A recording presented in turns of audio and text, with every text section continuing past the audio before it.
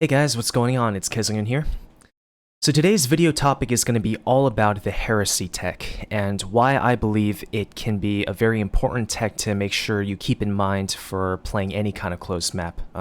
Arena most famously, but I think any closed map definitely, this tech can really apply. So I decided to make this video today in light of some interesting discussions that I had with some people over Discord, one of who I spoke with in the past couple days, who said that he believed that monks were simply too powerful on Arena specifically, and that they needed some kind of nerf. I told him that I vehemently disagreed with that idea, both because monks require a lot of skill to use well, and the fact that many civilizations get access to heresy, and that is kind of like one of the biggest countermeasures to monks, especially if those monks are being used en masse. And so he went on to say, and this is a sentiment that many people I've met run into that have that say, heresy is just simply too expensive. It costs 1,000 gold. I don't want to blow those resources, and I feel that it's just not worth getting. And so it really got me kind of thinking. Even though I did kind of have the tech heresy in the back of my mind for a while, I decided to actually make a video with the topic of heresy today, just kind of highlighting what I believe about the tech and like when it makes sense to get. So as you see here, I wrote out some scenarios. Now, granted, what that person who I spoke with a few days ago is correct. He's correct in saying that heresy is definitely a very expensive tech, and as a result, you have to be pretty smart with how you get it. But with that said, I believe it's a technology that a lot of people across any skill level, whether it's your intermediate player like me, or more intermediate to like maybe high intermediate player like me, expert players even, and even like the top level players like the top 10 ladder who sometimes participate in arena tournaments. Oftentimes, like especially when they're facing monks, oftentimes they'll just try and brute force their way through as monks instead of trying to take the bit of an easier route of engaging those monks by getting heresy instead. And so, no matter your skill level, I believe that this is just a technology that that should be gotten more. So I wrote out 3 scenarios. Well, it's technically speaking 4, but 2, as you can see. The second one, it kind of encapsulates one strategy, but used in 2 different ways. So I wrote out in practice 3 different scenarios here in which heresy would make a lot of sense to get. And I actually have video examples showcasing recorded game examples showcasing each and every one of these scenarios in which heresy was proven useful and even game deciding. So the first is against a Castle Age Monk Rush. Probably one of the most classic, if not the most classic, aggressive strategies on Arena. So you go up on a relatively quick uptime, anywhere between like 21 to maybe like 25 plus 2 to Castle Age. Plop down some monasteries, get on the monk production, get on heavy gold production, and just produce a lot of monks, maybe some siege, and push your opponent that way. And it's fair to say that not every smush is going to involve like mass monks, but for the ones that do, and if you play enough arena games, you play enough like a variety of players, like enough of a variety of players, you're going to run into at least a few players who do play this way, and the game as a result kind of plays out like this. In this situation, heresy is going to make a lot of sense to get. And the second one is the one that's kind of divided in 2. The strategy in question here is fast Imperial monks. So whatever that entails, like whether it's you going up with like a specific fast Imperial Age build, where you're up to Imperial Age between anywhere like 21 to like 24 minutes, I guess, on average, and then you get Imperial Age monk techs to upgrade your monks, and then you kind of put pressure on your opponent if you're doing it offensively. Or if you're using it defensively, let's say you're being pushed by a bunch of something, like most typically like unique units, and you feel the need to get to Imperial Age. Maybe you were in the middle of a boom, but you felt the need, oh my god, I'm getting pushed so hard that I just need to get to Imperial Age quickly, and to just try and fight my opponent because I feel that because I feel that just like castle age options aren't going to be strong enough to be able to deal with what he has. And in this situation, like for the person who's being aggressive, Heresy makes a lot of sense to get. The third scenario here is in Imp when using expensive units. That's probably the last big scenario I can think of where Heresy makes a lot of sense to get. So I wrote out here some examples of expensive units like BBC or bombard cannons, SOs, siege onagers, elephants, etc. So all of these units cost a lot to either create, to upgrade, or both.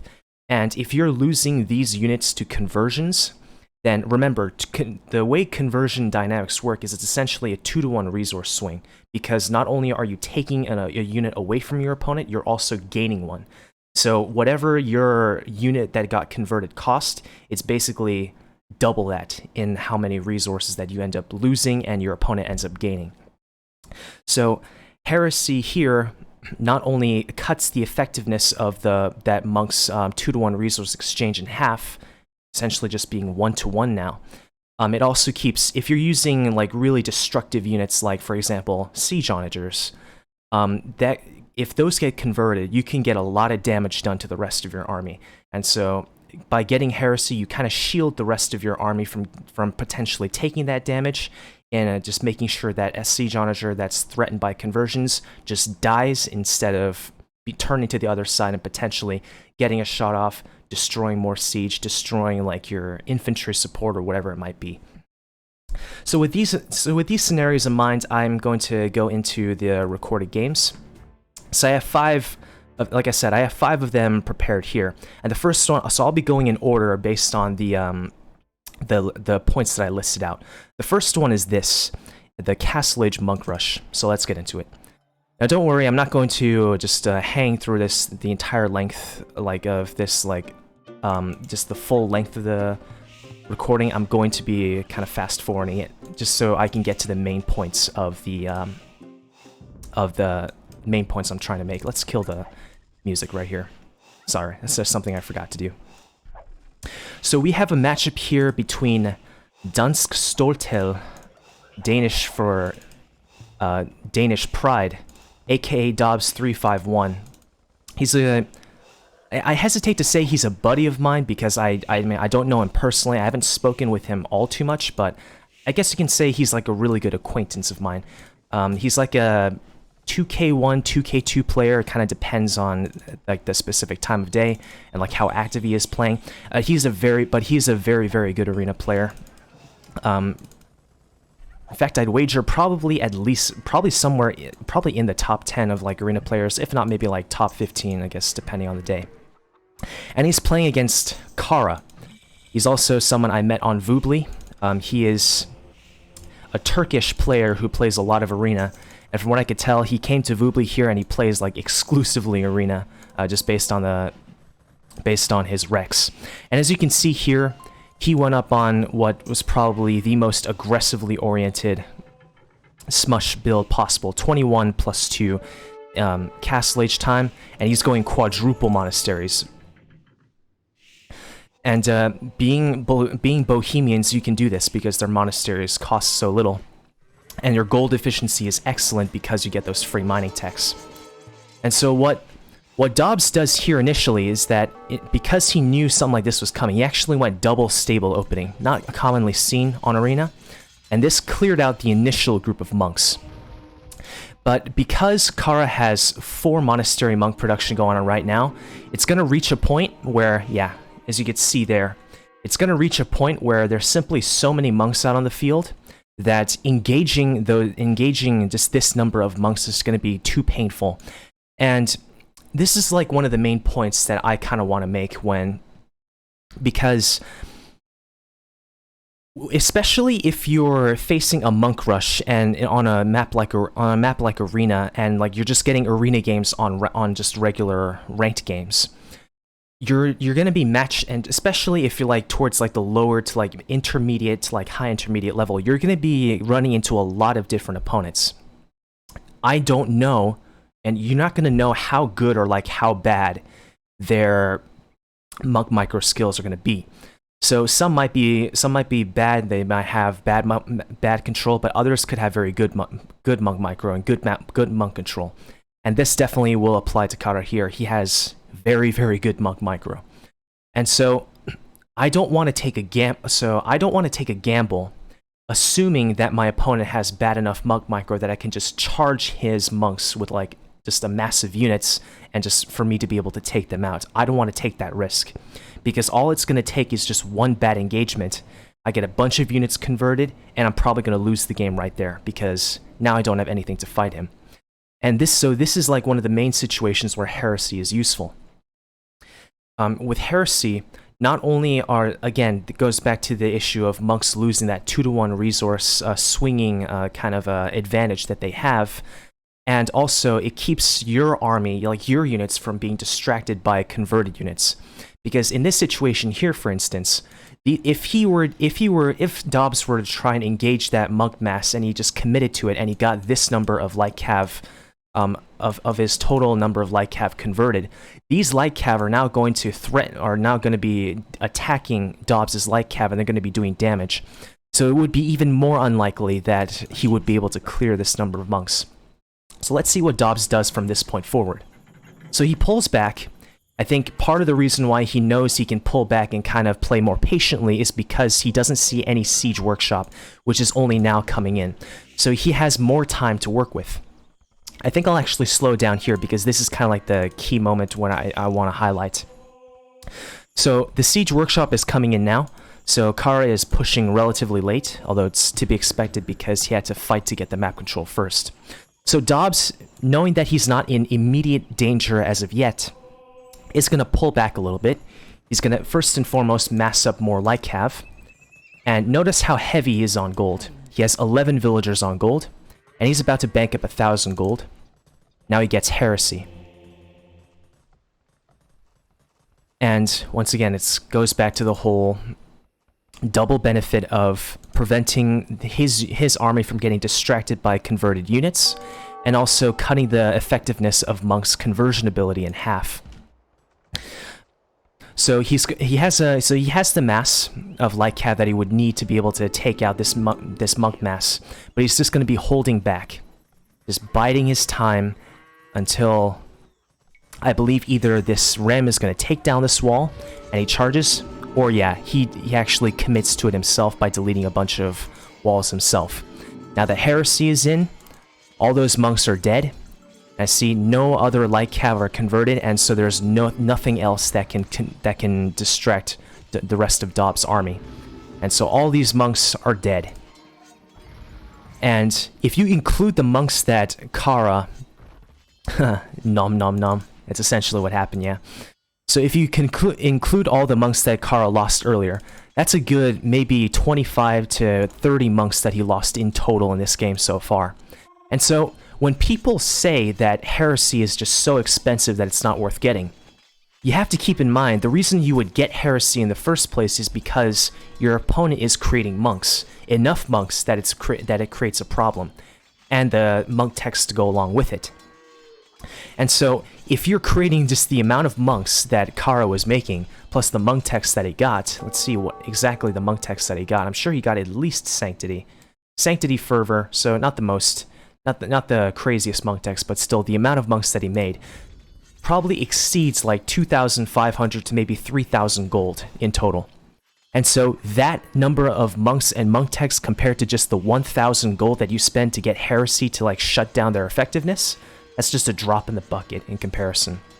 So that's just to give you guys a little bit of perspective. Yes, Heresy is an expensive tech, but you know what's even more expensive? The amount of monks that your opponent is creating and the upgrades that he's getting for those monks to try and push you. And so I'll actually stop the recording here. Dobbs actually goes on to win this game, but we don't really see much in the way of monks anymore. It was just a full like infantry battle between like Woad Raiders and champions. So not really anything else, any more points to drive home there. So now we'll go into the second scenario, which is fast imp monks. And like I said, this is divided into two categories, and I have two different recordings here. Another thing to know about these recordings is they're covering players from different kinds of like skill levels, from like high intermediate all the way up to like expert. It's like the top, almost to like the top arena players. So first I'll cover the offensive fastant monks, and this was a game that was played between CL Draken versus CL John Slow. So recently, CL stands for Clown Legion for those of you who don't know. And they recently had a tournament that actually just finished earlier today, just a couple of hours ago, pitting all of the Clown Legion members against each other, like the top Clown Legion members against each other, to like seeing kind of like ranking them, to like rank themselves, like, oh, this person's number 1, this person's number 2. And I guess it's a bit of a spoiler alert. John Slow here, or Terror, got last place among all the players. Draken got 3rd place. He was knocked out of the tournament by another member called Derp, who went into the semifinals against Dark Noob, and Draken, or Lizard, as some people nickname him, got 3rd place after battling it out against another player called Bloodless, an American player, probably like the best arena player from the United States. So once again, I'll fast forward through here. And so we have a matchup of Ethiopians versus Aztecs. And when you're fighting Aztecs, I'd say that is probably the single greatest the civilization that you can face as far as the application of the heresy tech is concerned. Because Aztec monks are extremely tanky. If you grab even a modest number of monk upgrades, they can easily surpass 55, 60, 65 HP between Castle and Imperial Age. So I'd say it's even more crucial that if your civilization has access to heresy, that you make use of it in order to just drive those monks back. And so as we can see here, sorry, this is Terra's perspective, 25 plus 2, so this is a bit of a slower monk rush, but still reasonably fast, all things considered. And he's going to be going relatively all in. So he has double monastery opening at the start, actually triple monastery, sorry. I didn't actually pay much attention to this rec as I did the last one. So triple monastery opening, just making some monks, getting basic monk techs like Sanctity here, boosting his monks all the way up to 50 HP. Draken able to get his hands on a few relics himself though. His choice of strategy, which he was saying, I remember watching this game live, was that he wanted to experiment with taking map control with Shotel warriors as Ethiopians, expecting Terror here to have gone with like Eagles to try and take map control. And of course, Shotel warriors very, very good against Eagles, although they will be somewhat vulnerable to monks.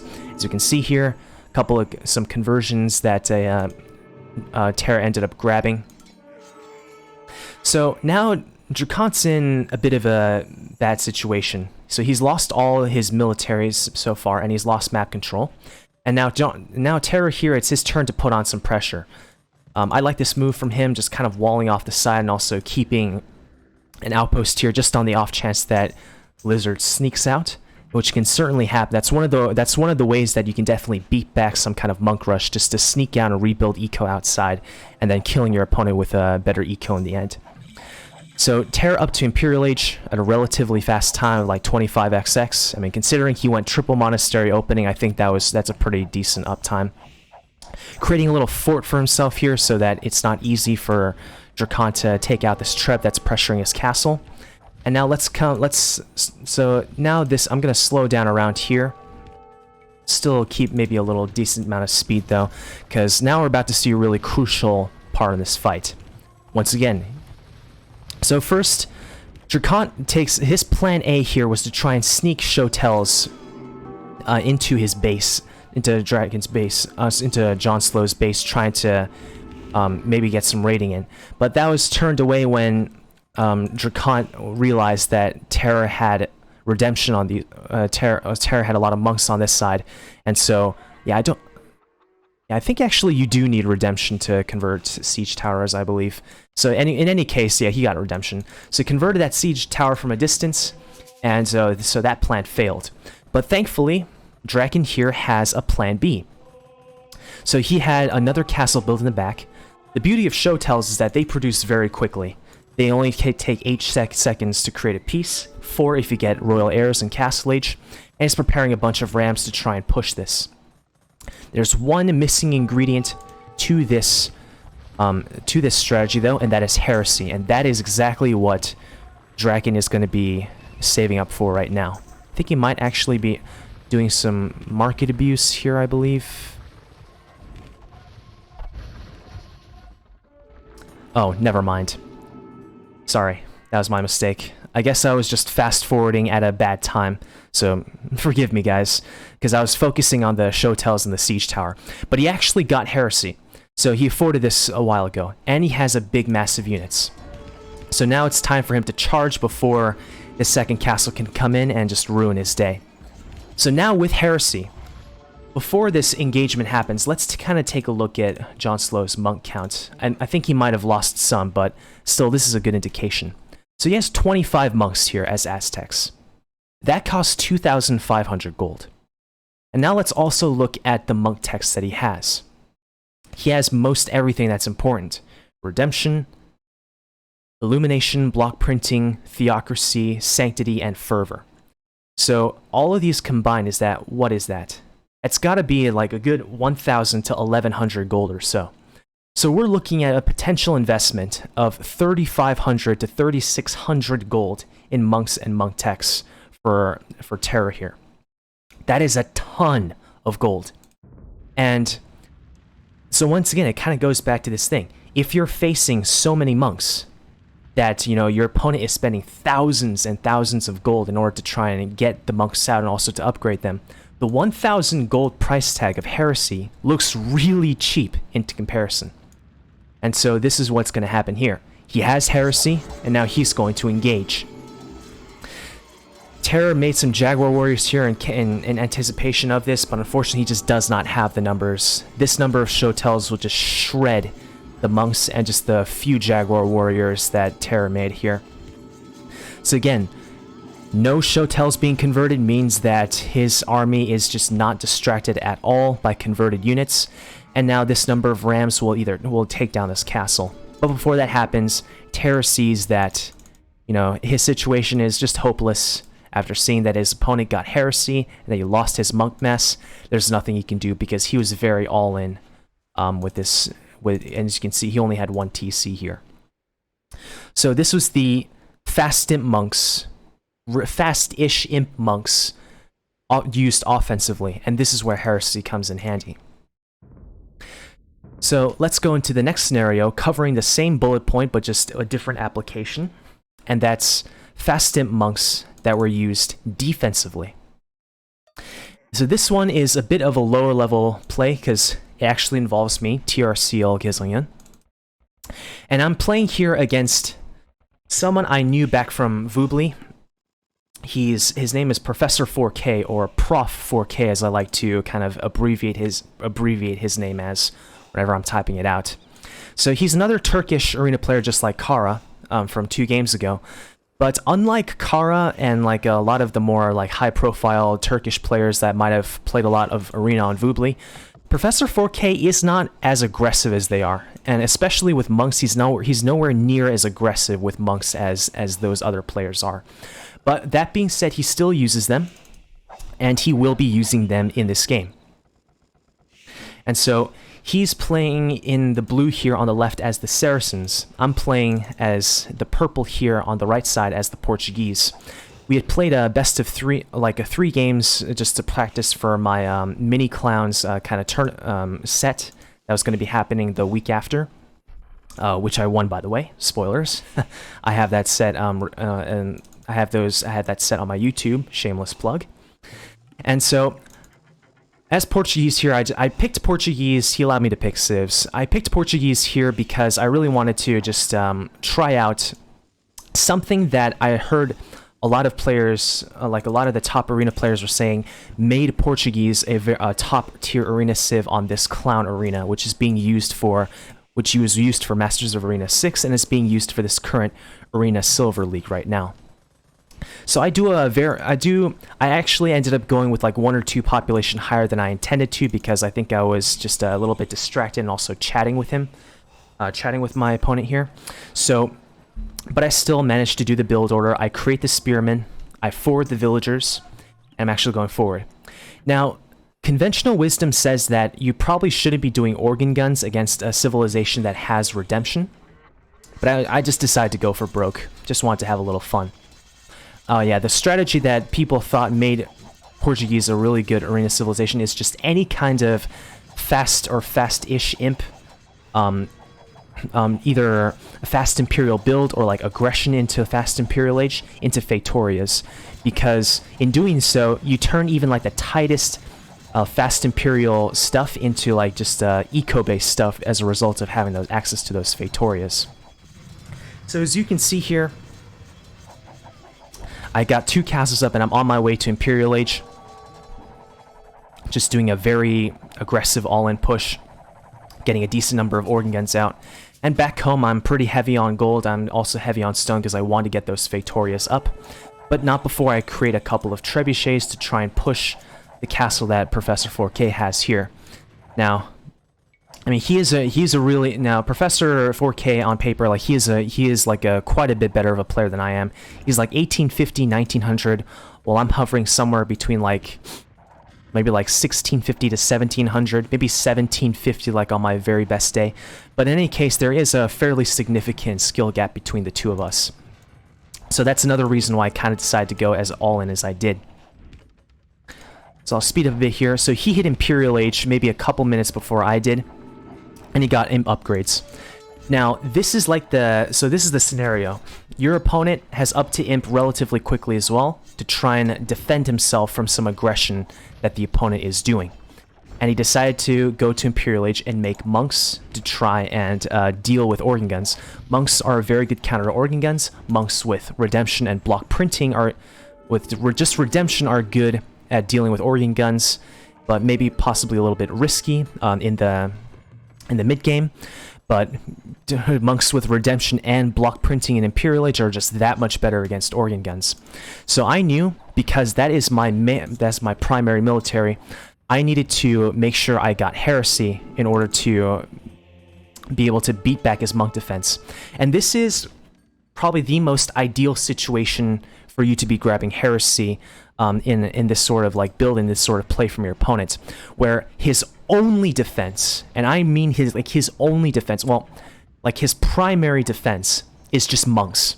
Like if he did not have those monks, like he would just be dead.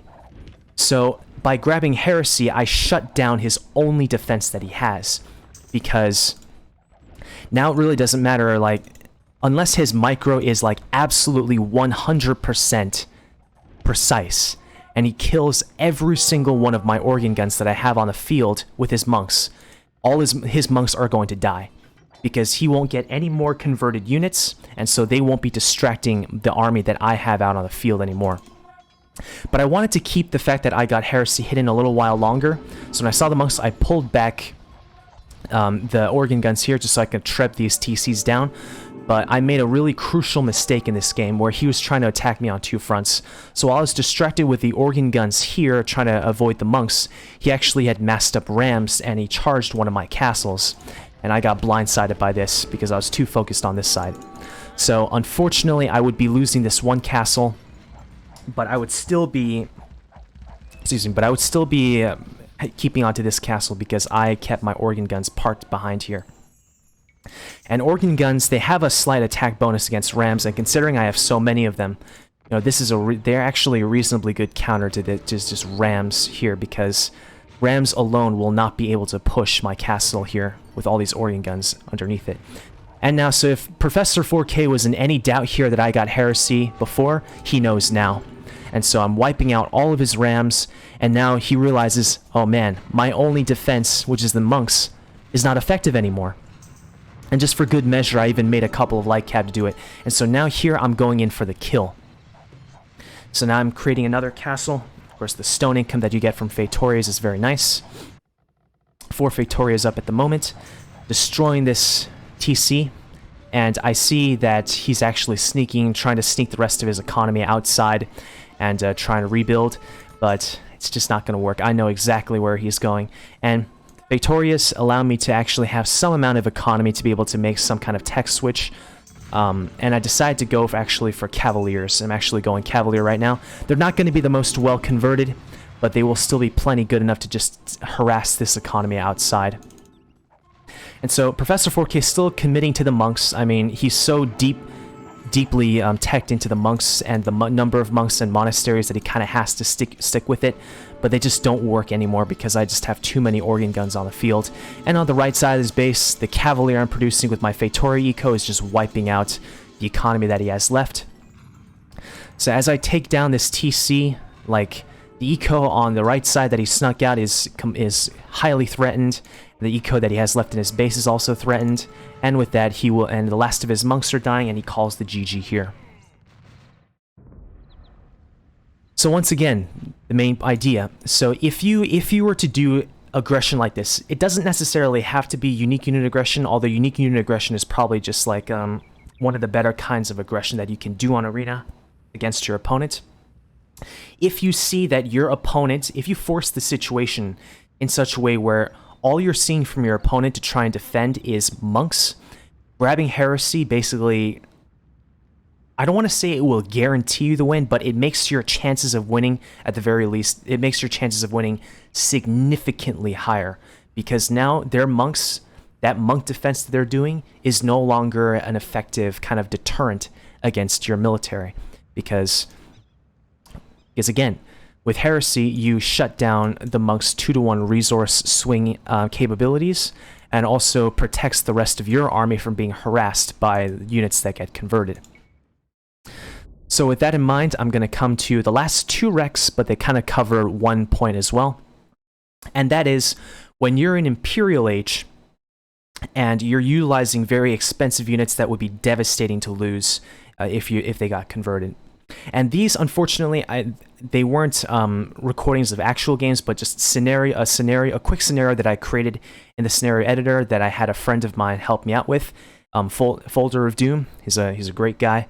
Part of Ornlu the Wolf's Discord community. He's a great guy. He helps. We've played some games. He helps me out with stuff, and yeah, it's just a very good time. So we did two scenarios. It's the same scenario, but with 2 different civs. One I have here with Slavs. And the tricky thing about experimenting with this is the fact that, to my knowledge anyways, there are no more civilizations in the game. Now that after Slavs got access to Faith with the release of DE, there are no other civilizations in the game that specialize in like a infantry and siege army that don't have either Faith or that don't have Faith, Heresy, or they civs that don't have, that specialize in that army composition, that don't have at least one of those techs. So what I had to do in the scenario editor for Slavs here is actually remove Faith from their tech tree, just to be able to create like a baseline and kind of really highlight, just take Faith out of the equation and just kind of really highlight Heresy itself. So with that in mind, I'll jump into this real quick. So I created some monks here and kind of simulated a late game army of like infantry and siege onagers, which is absolutely something you can expect to see from Slavs. And so once again, remember, there's no Faith or Heresy on this army.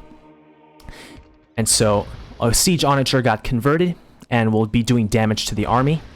As you can see there, the rest of his siege onagers got flattened. So this is just, now granted, this is a very worst case scenario situation to be in. Something that gets converted and the rest of your siege gets wiped out. So I can see the argument saying like this is not completely realistic, and you may be right, but once again, I have seen it happen before. Last year when the 2v2 World Cup happened, there was, even though I don't remember the exact players who played in them, there was a situation in like a post-Imperial Age where there's a player who's playing Celts, and he had a lot of siege onagers made. And his opponent who was on fairly minimal eco, he was playing as Aztecs, and he was making a lot of monks. And although the Celts player was grabbing Heresy at that point, he just got way too close to the monks, and before he actually was able to get Heresy, and a monk grabbed a conversion on one of the siege onagers. He shot at the rest of the Celt siege onagers from his opponent. He did the delete trick. It flattened a good 6 or 7 other siege onagers, and basically that Celt player's siege army was completely wiped out, and his push was severely delayed. Even though he and his teammate did actually go on to win that game, their push was significantly delayed as a result of that. So this was kind of like, again, the worst case scenario that can happen. But even if something like that doesn't happen, just the fact that siege onagers are so expensive to tech into and also so expensive to field, that if you get them converted like this, and on top of losing those resources, like, you're just opening up your army to be taking a ton of damage that you otherwise would not, you just do not want to be taking. So this is why in the second scenario, I'm going to be contrasting that this scenario with the more ideal scenario where the civilization does have heresy. So here I changed the civ to be Celts, and this was a lot easier to set up because there was no text that I needed to get rid of, well, except for Faith. I got rid of Faith because, once again, I just wanted to highlight heresy here. So with heresy, a converted siege onager just dies. It can't threaten the rest of the siege onagers. It can't threaten the infantry army, and my monks are now in danger because any siege onagers that are still alive are going to threaten me. And sure enough, so yeah, that is ultimately the value of heresy. So again, just to reiterate the main points, heresy, I think, is definitely a very underrated technology, and it's definitely a technology that people definitely need to research more, especially when they're facing monks in any medium to large capacity. Heresy, if your civilization has it, needs to be a serious consideration when tackling just a moderate to large amount of monks. And so the scenarios that I showcased, what a Castle Age Monk Rush, Fast Imp monks played either offensively or defensively, or in Post Imp when you're operating with really expensive units like Siege Onagers, Bombard Cannons, Elephants, whatever it might be, heresy definitely should be something that you keep in mind, just to make sure that if your opponent tries to make monks to try and just like deal with like a late game siege army, especially if they're like a civilization that would otherwise not have a very good response. Think along the lines of civilizations like maybe like Incas, Japanese, civilizations like that have very good monks, but they have either no cavalry or bad cavalry, and they don't have bombard cannons that could be able to take out siege from afar. Like, so basically monks being their only effective heavy siege counter. Getting heresy basically just completely shuts down that option, and at that point those civilizations have almost no counter to you. So I hope you guys enjoyed this video and hopefully open your eyes up to just the value that heresy can give you and how important of a technology it can be. And so I hope, for those of you who actually end up watching this video, I hope you take the advice that and the scenarios that I've showcased in this video to heart.